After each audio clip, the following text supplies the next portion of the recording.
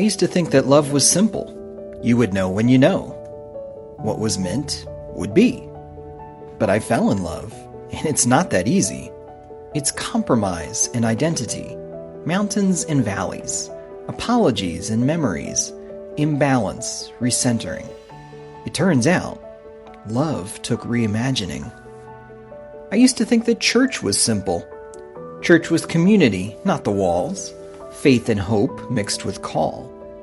But then the world grew violently sick, and the way to be church was to keep distance.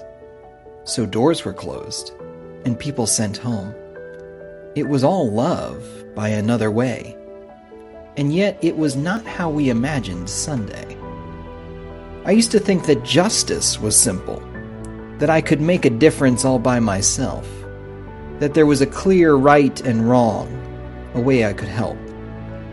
But then I learned of privilege and bias, of white savior complex and our church's silence. And all at once, it wasn't so easy. I needed to learn. I needed to listen. I needed to reframe my original vision. I guess what I'm trying to say is life will throw first drafts our way. The chance to dream, to lead, to sing, to love and give, to pray and be.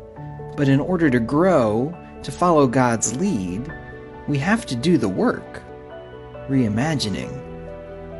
And despite our best efforts, loves will fail. Churches will close. Justice will leave the vulnerable exposed. And when that happens, we must own our part, say we're sorry, and try to restart.